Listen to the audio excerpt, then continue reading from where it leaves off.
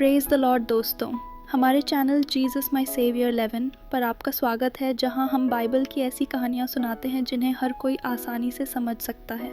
आज हम बात करेंगे उन हानिकारक आदतों से मुक्ति की और मसीह में नई ज़िंदगी का सफ़र की। हम सबकी ज़िंदगी में कुछ ऐसी पुरानी आदतें होती हैं जो हमें कमज़ोर बनाती हैं, जैसे नशा, गुस्सा या कोई ऐसी लत जो हमें नीचे खींचती रहती है। लेकिन अच्छी खबर ये है कि परमेश्वर हमें इनसे मुक्त होने की ताकत देता है। आज मैं 2 महत्वपूर्ण वचनों को साझा करूंगी जो हमें बताते हैं कि कैसे हम इन आदतों पर विजय पा सकते हैं। पहला वचन रोमियो की पुस्तक उसके 13 आयत 14 से है, जहां लिखा है, परंतु प्रभु यीशु मसीह को पहन लो और शरीर की अभिलाषा पूरी करने का उपाय न करो। इस वचन में एक गहरा सिद्धांत छिपा है। हम मसीह को धारण करें, मतलब हम रोज़ाना ये चुनाव करें कि यीशु मसीह को अपनाएं, उनके स्वभाव और चरित्र के अनुसार जिएं और पुराने मनुष्य की पुरानी आदतों में न फंसें। जब हम मसीह को पहनते हैं तो हम शरीर की लालसाओं के लिए कोई प्रावधान नहीं बनाते। हम पुराने स्वभाव को उतार फेंकते हैं और मसीह में नए स्वभाव को अपनाते हैं। रोमियो की पुस्तक उसके 8 आयत 9 हमें याद दिलाता है कि हम शरीर में नहीं जीते बल्कि परमेश्वर की आत्मा में जीते हैं। यीशु हमारी आत्मा में बसते हैं और हमारी सच्ची पहचान ये है कि हम परमेश्वर की संतान हैं। इसलिए हमें शरीर में छिपे शत्रु और पुराने स्वभाव का विरोध करना पड़ता है। ये एक युद्ध है और हम इसे परमेश्वर के वचन से लड़ते हैं। हम अपने हृदय की रक्षा करते हैं, मसीह के बारे में सोचते हैं कि वो हमारे अंदर कौन है और उन्होंने हमें क्या दिया है। परमेश्वर ने हमें शक्तिशाली हथियार दिए हैं ताकि हम पुरानी आदतों में न फंसें। एक ऐसा हथियार है याकूब की पुस्तक उसके 4 आयत 7 कहती हैं, शत्रु का प्रतिरोध करो और वह तुमसे भाग जाएगा। लेकिन विरोध कैसे करें? लूका की अंजील के 10 आयत 19 कहती है कि यीशु ने हमें शत्रु पर सारी शक्ति और अधिकार दिया है, हमारी आदतों पर, पुरानी चालाकियों पर। कोई भी चीज़ हमें नुकसान नहीं पहुंचा सकती जब तक हम उसे अनुमति न दें। इसलिए हम याकूब की पुस्तक उसके 4 आयत 7 के अनुसार विरोध करते हैं। जब पुरानी आदतें फिर से सिर उठाने लगें तो बाइबल हमें स्पष्ट निर्देश देती है।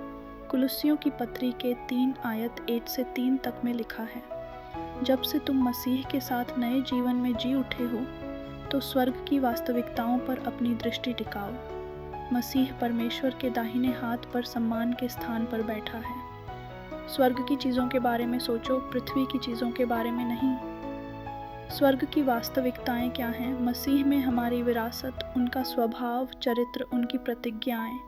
हम ये वचन से जानते हैं। हम सोचते हैं कि वचन क्या कहता है, हम कौन हैं और हमारे पास क्या है। पवित्र वचन कहता है, स्वर्ग की चीज़ों के बारे में सोचो क्योंकि तुम इस जीवन के लिए मर चुके हो। हम अपनी पुरानी आदतों और तरीकों के प्रति मर चुके हैं। अब वे हमें नियंत्रित नहीं कर सकती। अगर वे कोशिश करें तो याकूब की 4 आयत 7 के अनुसार अपने अधिकार का इस्तेमाल करें और उन्हें रुकने व भागने का आदेश दें। वचन आगे कहता है, तुम्हारा वास्तविक जीवन मसीह के साथ परमेश्वर में छिपा हुआ है। वो नई सृष्टि जो हम हैं वो परमेश्वर के साथ सुरक्षित है। इसी कारण पवित्र आत्मा हमें सशक्त बनाती है, किसी भी बंधन पर विजय पाने के लिए पर्याप्त ताकत। हमें पुराने ढंग से चलना छोड़ना होगा, शरीर को लुभाने न देना होगा। हम आत्मा के अनुरूप चलने का चुनाव करके इन आदतों को तोड़ सकते हैं और अंदर की शक्ति को जागृत कर सकते हैं। ये वाकई अच्छी खबर है ना? अब आइए इन वचनों पर प्रार्थना करें। हे पिता परमेश्वर, हम आपकी स्तुति करते हैं कि हम मसीह को धारण कर सकते हैं और शरीर की लालसा के लिए कोई प्रावधान नहीं बना सकते। हम धन्यवाद देते हैं कि आपने अपनी पवित्र आत्मा को हम में डाला और विजय की शक्ति दी।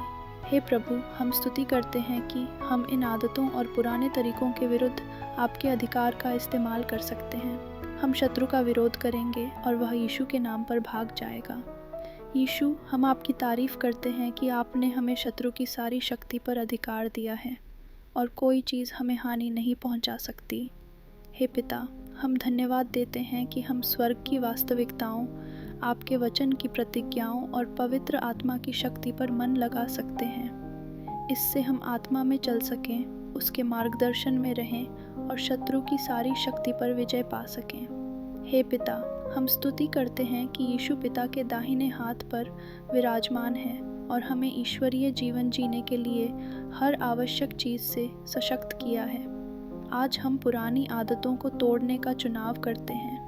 हे प्रभु, हमें इस वचन को हृदय में उतारने में मदद करें और पुराने मनुष्य को हमारे अंदर आने या हमें पीड़ा देने की इजाज़त न दें। पिता परमेश्वर, यीशु के नाम में हम प्रार्थना करते हैं कि आप हमें अपने अधिकार का इस्तेमाल करने की अनुमति दें।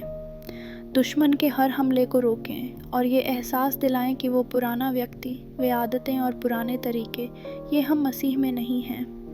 हे पिता, हम मसीह में नई सृष्टि हैं, आपकी आत्मा से जन्मे हैं। इसके लिए यीशु के महान नाम में हम आपकी स्तुति और महिमा करते हैं। आमीन। खैर, आप सबका दिन आशीषपूर्ण हो। हमेशा की तरह उम्मीद है कि आप इस संदेश को दूसरों के साथ साझा करेंगे। अगर ये संदेश आपको अच्छा लगा तो कमेंट में बताओ। अगली वीडियो में मिलते हैं एक नई संदेश के साथ। God bless you. बाय।